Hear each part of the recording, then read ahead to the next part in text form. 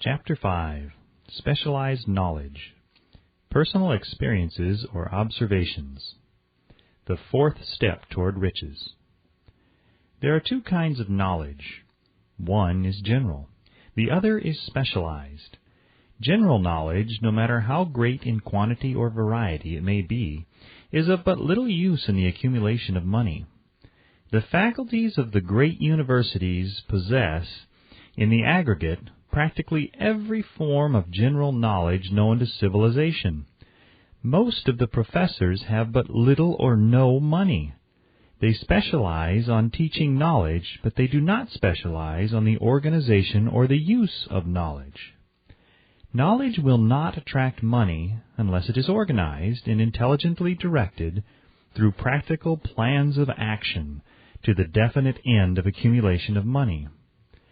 Lack of understanding of this fact has been the source of confusion to millions of people who falsely believe that knowledge is power.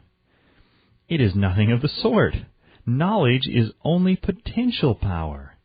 It becomes power only when and if it is organized into definite plans of action and directed to a definite end.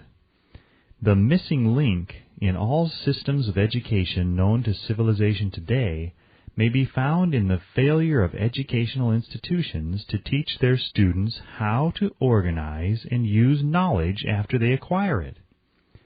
Many people make the mistake of assuming that, because Henry Ford had but little schooling, he is not a man of education. Those who make this mistake do not know Henry Ford, nor do they understand the real meaning of the word educate. That word is derived from the Latin word educo, meaning to educe, to draw out, to develop from within. An educated man is not, necessarily, one who has an abundance of general or specialized knowledge.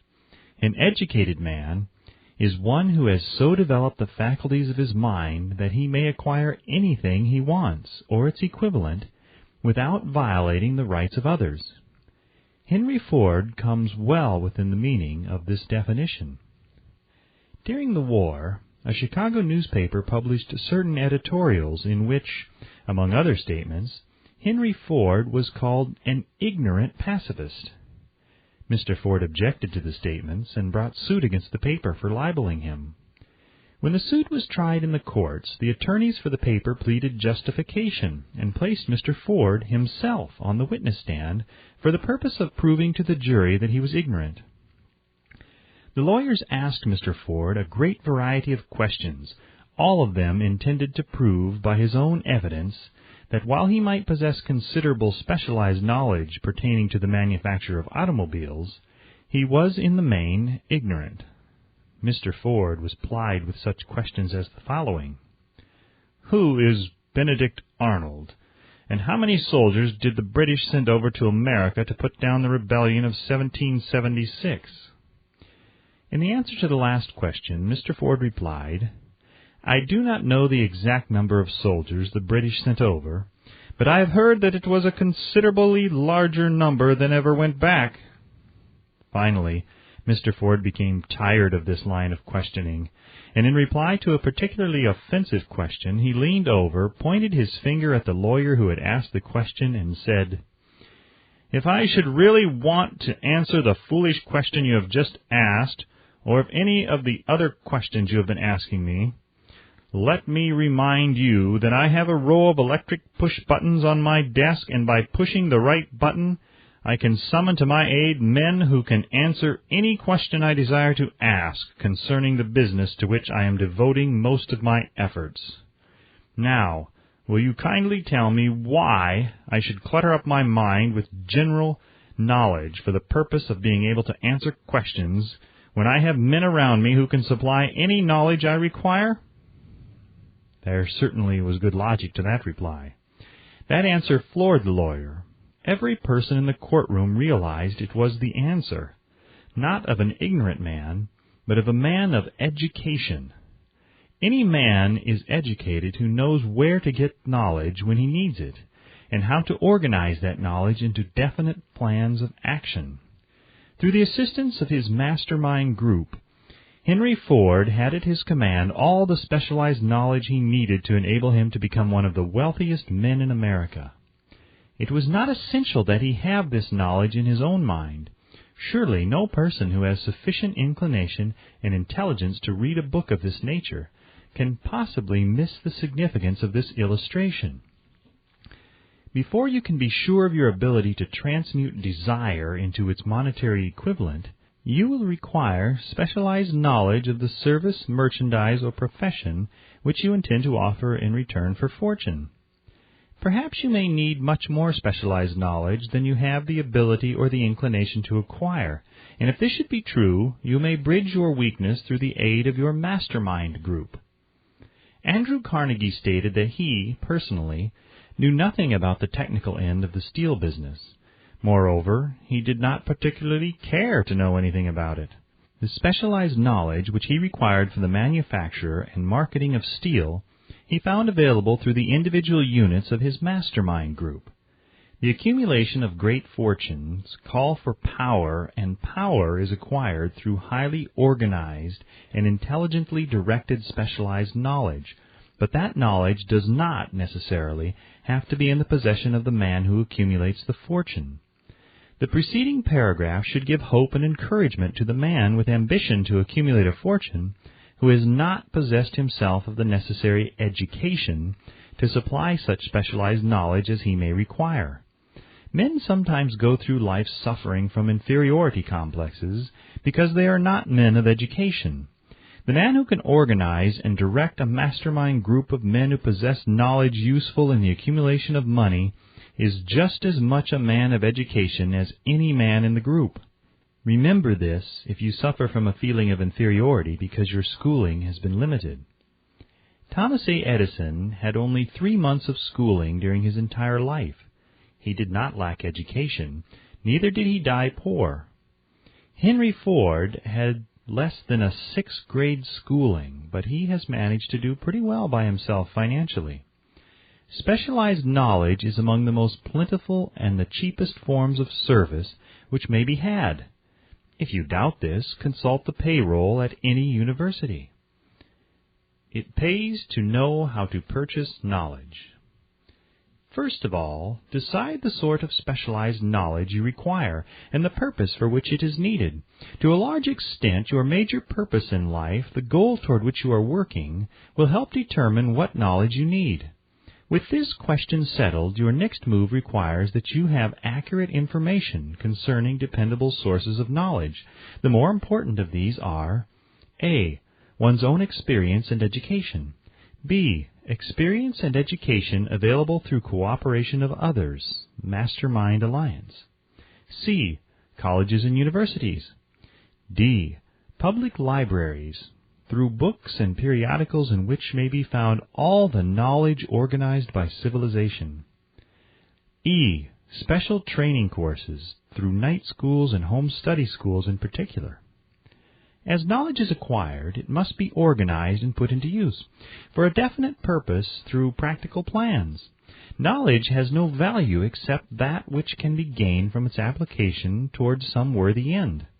This is one reason why college degrees are not valued more highly. They represent nothing but miscellaneous knowledge.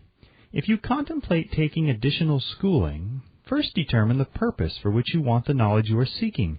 Then learn where this particular sort of knowledge can be obtained from reliable sources. Successful men in all callings never stop acquiring specialized knowledge related to their major purpose, business, or profession. Those who are not successful usually make the mistake of believing that the knowledge acquiring period ends when one finishes school. The truth is that schooling does little more than to put one in the way of learning how to acquire practical knowledge. With this changed world, which began at the end of the economic collapse, came also astounding changes in educational requirements. The order of the day is specialization. This truth was emphasized by Roger P. Moore, Secretary of Appointments of Columbia University. Specialists most sought. Particularly sought after by employing companies are candidates who have specialized in some field, business school graduates with training in accounting and statistics, engineers of all varieties, journalists, architects, chemists, and also outstanding leaders and activity men of the senior class. The man who has been active on the campus, whose personality is such that he gets along with all kinds of people and who has done an adequate job with his studies, has a most decided edge over the strictly academic student. Some of these, because of their all-around qualifications, have received several offers of positions, a few of them as many as 6. In departing from the conception that the straight-A student was invariably the one to get the choice of the better jobs, Mr. Moore said that most companies look not only to academic records but to activity reports and personalities of the students. One of the largest industrial companies, the leader in its field, in writing to Mr. Moore concerning prospective seniors at the college, said, "We are interested primarily in finding men who can make exceptional progress in management work. For this reason, we emphasize qualities of character, intelligence, and personality far more than specific educational background." Apprenticeship proposed. Proposing a system of apprenticing students in offices, stores, and industrial occupations during the summer vacation, Mr. Moore asserts that after the first 2 or 3 years of college, every student should be asked to choose a definite future course and to call a halt if he has been merely pleasantly drifting without purpose through an unspecialized academic curriculum. Colleges and universities must face the practical consideration that all professions and occupations now demand specialists, he said, urging that educational institutions accept more direct responsibility for vocational guidance. One of the most reliable and practical sources of knowledge available to those who need specialized schooling is the night schools operated in most large cities. The correspondence schools give specialized training anywhere the U.S. mails go, on all subjects that can be taught by the extension method. One advantage of home study training is the flexibility of the study program, which permits one to study during spare time. Another stupendous advantage of home study training, if the school is carefully chosen, is the fact that most courses offered by home study schools carry with them generous privileges of consultation, which can be of priceless value to those needing specialized knowledge. No matter where you live, you can share the benefits. Anything acquired without effort and without cost is generally unappreciated, often discredited. Perhaps this is why we get so little from our marvelous opportunity in public schools. The self-discipline one receives from a definite program of specialized study makes up to some extent for the wasted opportunity when knowledge was available without cost. Correspondence schools are highly organized business institutions. Their tuition fees are so low that they are forced to insist upon prompt payments. Being asked to pay, whether the student makes good grades or poor, has the effect of causing one to follow through with the course when he would otherwise drop it. The correspondence schools have not stressed this point sufficiently, for the truth is that their collection departments constitute the very finest sort of training on decision, promptness, action, and the habit of finishing that which one begins. I learned this from experience more than 25 years ago. I enrolled for a home study course in advertising. After completing 8 or 10 lessons, I stopped studying, but the school did not stop sending me bills. Moreover, it insisted upon payment whether I kept up my studies or not. I decided that if I had to pay for the course, which I had legally obligated myself to do, I should complete the lessons and get my money's worth. I felt at the time that the collection system of the school was somewhat too well organized, but I learned later in life that it was a valuable part of my training for which no charge had been made. Being forced to pay, I went ahead and completed the course. Later in life, I discovered that the efficient collection system of that school had been worth much in the form of money earned, because of the training in advertising I had so reluctantly taken. We have in this country what is said to be the greatest public school system in the world. We have invested fabulous sums for fine buildings. We have provided convenient transportation for children living in rural districts so they may attend the best schools. But there is one astounding weakness to this marvelous system. It is free. One of the strange things about human beings is that they value only that which has a price. The free schools of America and the free public libraries do not impress people because they are free. This is the major reason why so many people find it necessary to acquire additional training after they quit school and go to work. It is also one of the major reasons why employers give greater consideration to employees who take home study courses. They have learned from experience that any person who has the ambition to give up a part of his spare time to studying at home has in him those qualities which make for leadership. This recognition is not a charitable gesture. It is sound business judgment upon the part of the employers. There is one weakness in people for which there is no remedy.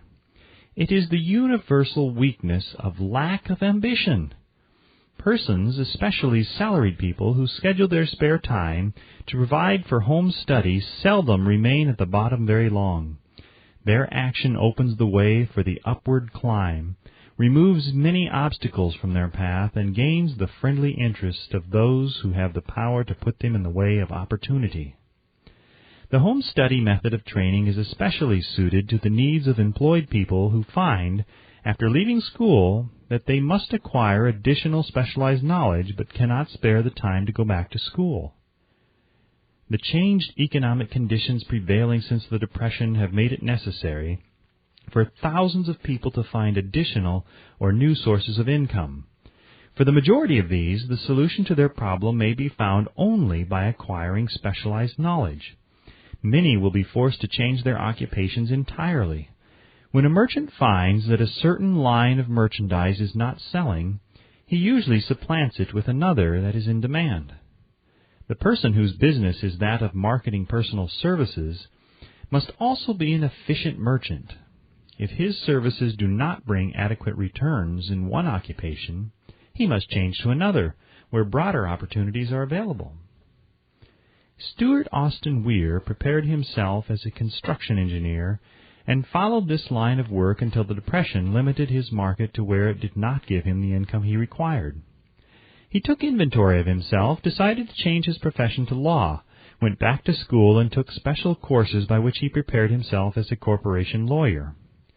Despite the fact that the Depression had not ended, he completed his training, passed the bar examination, and quickly built a lucrative law practice in Dallas, Texas. In fact, he is turning away clients. Just to keep the record straight and to anticipate the alibis of those who will say, "I couldn't go to school because I have a family to support," or "I'm too old," I will add the information that Mr. Weir was past 40 and married when he went back to school. Moreover, by carefully selecting highly specialized courses in colleges best prepared to teach the subjects chosen, Mr. Weir completed in 2 years the work for which the majority of law students require 4 years. It pays to know how to purchase knowledge. The person who stops studying merely because he has finished school is forever hopelessly doomed to mediocrity, no matter what may be his calling. The way of success is the way of continuous pursuit of knowledge. Let us consider a specific instance. During the Depression, a salesman in a grocery store found himself without a position. Having had some bookkeeping experience, he took a special course in accounting, familiarized himself with all the latest bookkeeping and office equipment, and went into business for himself. Starting with the grocer for whom he had formerly worked, he made contracts with more than 100 small merchants to keep their books at a very nominal monthly fee. His idea was so practical that he soon found it necessary to set up a portable office in a light delivery truck, which he equipped with modern bookkeeping machinery. He now has a fleet of these bookkeeping offices on wheels and employs a large staff of assistants, thus providing small merchants with accounting service equal to the best that money can buy at a very nominal cost. Specialized knowledge plus imagination were the ingredients that went into this unique and successful business. Last year, the owner of that business paid an income tax of almost 10 times as much as was paid by the merchant for whom he worked when the Depression forced upon him a temporary adversity which proved to be a blessing in disguise. The beginning of this successful business was an idea. Inasmuch as I had the privilege of supplying the unemployed salesman with that idea, I now assume the further privilege of suggesting another idea which was within it the possibility of even greater income. Also the possibility of rendering useful service to thousands of people who badly need that service. The idea was suggested by the salesman who gave up selling and went into the business of keeping books on a wholesale basis. When the plan was suggested as a solution of his unemployment problem, he quickly exclaimed, "I like the idea, but I would not know how to turn it into cash." In other words, he complained he would not know how to market his bookkeeping knowledge after he acquired it. So that brought up another problem which had to be solved. With the aid of a young woman typist, clever at hand lettering, and who could put the story together, a very attractive book was prepared describing the advantages of the new system of bookkeeping. The pages were neatly typed and pasted in an ordinary scrapbook, which was used as a silent salesman with which the story of this new business was so effectively told that its owner soon had more accounts than he could possibly handle. There are thousands of people all over the country who need the services of a merchandising specialist capable of preparing an attractive brief for use in marketing personal services. The aggregate annual income from such a service might easily exceed that received by the largest employment agency, and the benefits of the service might be made far greater to the purchaser than any to be obtained from an employment agency. The idea here described was born of necessity to bridge an emergency which had to be covered, but it did not stop by merely serving one person. The woman who created the idea has a keen imagination. She saw in her newly born brainchild the making of a new profession, one that is destined to render valuable service to thousands of people who need practical guidance in marketing personal services. Spurred to action by the instantaneous success of her first prepared plan to market personal services, this energetic woman turned next to the solution of a familiar problem for her son, who had just finished college, but had been totally unable to find a market for his services. The plan she originated for his use was the finest specimen of merchandising of personal services I have ever seen. When the plan book had been completed, it contained nearly 50 pages of beautifully typed, properly organized information, telling the story of her son's native ability, schooling, personal experiences, and a great variety of other information too extensive for description. The plan book also contained a complete description of the position her son desired, together with a marvelous word picture of the exact plan he would use in filling the position. The preparation of the plan book required several weeks' labor, during which time its creator sent her son to the public library almost daily to procure data needed in selling his services to best advantage. She sent him also to all the competitors of his prospective employer, and gathered from them vital information concerning their business methods, which was of great value in the formation of the plan he intended to use in filling the position he sought. When the plan had been finished, it contained more than half a dozen very fine suggestions for the use and benefit of the prospective employer. The suggestions were put into use by the company. One may be inclined to ask, why go to all this trouble to secure a job? The answer is straight to the point. Also, it is dramatic, because it deals with a subject which assumes the proportion of a tragedy with millions of men and women whose sole source of income is personal services. The answer is, doing a thing well never is trouble.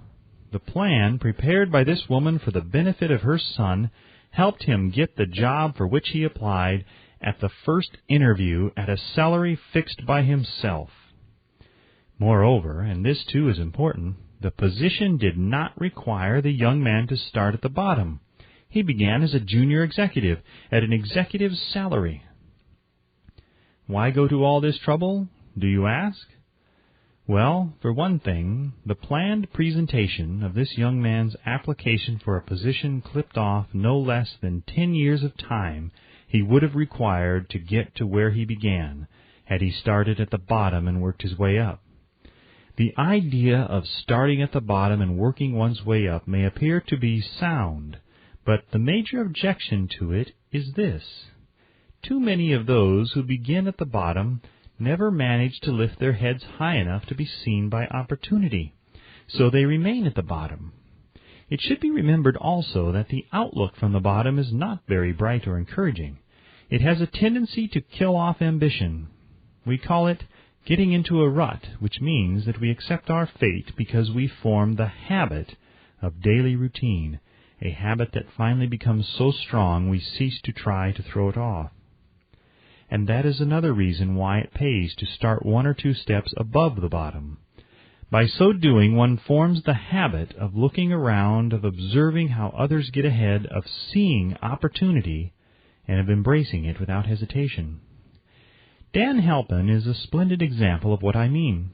During his college days, he was manager of the famous 1930 National Championship Notre Dame football team when it was under the direction of the late Newt Rockne. Perhaps he was inspired by the great football coach to aim high and not mistake temporary defeat for failure, just as Andrew Carnegie, the great industrial leader, inspired his young business lieutenants to set high goals for themselves. At any rate, young Halpin finished college at a mighty unfavorable time, when the Depression had made jobs scarce, so, after a fling at investment banking and motion pictures, he took the first opening with a potential future he could find: selling electrical hearing aids on a commission basis. Anyone could start in that sort of job, and Halpin knew it. But it was enough to open the door of opportunity to him. For almost 2 years he continued in a job not to his liking, and he would never have risen above that job if he had not done something about his dissatisfaction. He aimed first at the job of assistant sales manager of his company, and got the job. That one step upward placed him high enough above the crowd to enable him to see still greater opportunity. Also, it placed him where opportunity could see him.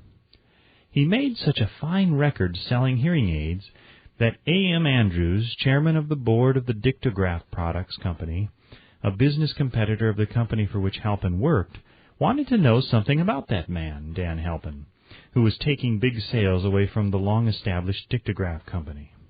He sent for Halpin. When the interview was over, Halpin was the new sales manager in charge of the Acousticon division. Then, to test Halpin's mettle, Mr. Andrews went away to Florida for 3 months, leaving him to sink or swim in his new job. He did not sink. Newt Rockne's spirit of all the world loves a winner and has no time for a loser inspired him to put so much into his job that he was recently elected vice president of the company and general manager of the Acousticon and Silent Radio division, a job which most men would be proud to earn through 10 years of loyal effort. Halpin turned the trick in little more than 6 months. It is difficult to say whether Mr. Andrews or Mr. Halpin is more deserving of eulogy, for the reason that both showed evidence of having an abundance of that very rare quality known as imagination. Mr. Andrews deserves credit for seeing in young Halpin a go-getter of the highest order. Halpin deserves credit for refusing to compromise with life by accepting and keeping a job he did not want. And that is one of the major points I'm trying to emphasize through this entire philosophy, that we rise to high positions or remain at the bottom because of conditions we can control if we desire to control them. I'm also trying to emphasize another point, namely that both success and failure are largely the results of habit. I have not the slightest doubt that Dan Halpin's close association with the greatest football coach America ever knew planted in his mind the same brand of desire to excel which made the Notre Dame football team world famous. Truly, there is something to the idea that hero worship is helpful, provided one worships a winner. Halpin tells me that Rockne was one of the world's greatest leaders of men in all history.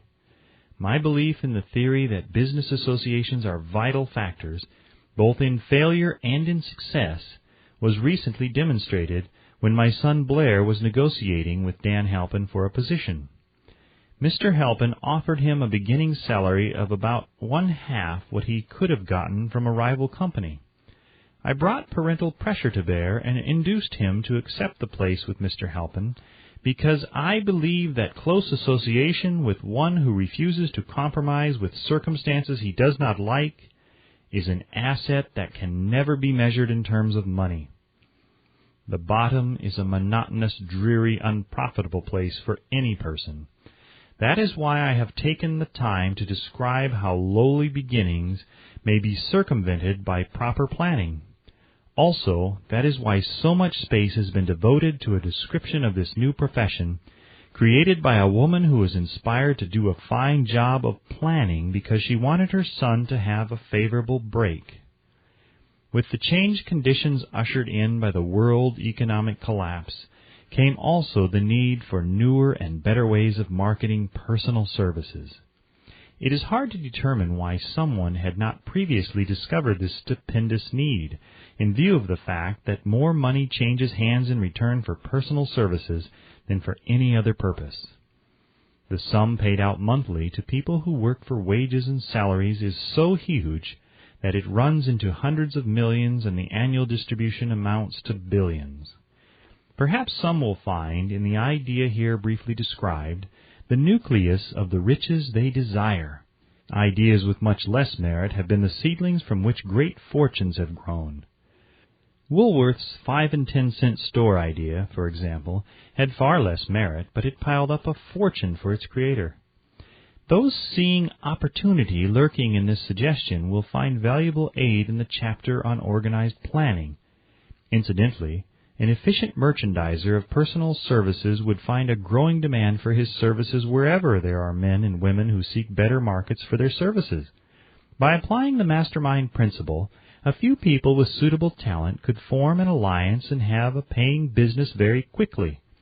One would need to be a fair writer with a flair for advertising and selling, one handy at typing and hand lettering, and one should be a first-class business-getter who would let the world know about the service.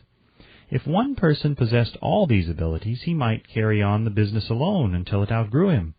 The woman who prepared the personal service sales plan for her son now receives requests from all parts of the country for her cooperation in preparing similar plans for others who desire to market their personal services for more money. She has a staff of expert typists, artists, and writers who have the ability to dramatize the case history so effectively that one's personal services can be marketed for much more money than the prevailing wages for similar services. She is so confident of her ability that she accepts as the major portion of her fee a percentage of the increased pay she helps her clients to earn. It must not be supposed that her plan merely consists of clever salesmanship, by which she helps men and women to demand and receive more money for the same services they formerly sold for less pay. She looks after the interests of the purchaser as well as the seller of personal services, and so prepares her plans that the employer receives full value for the additional money he pays. The method by which she accomplishes this astonishing result is a professional secret which she discloses to no one excepting her own clients.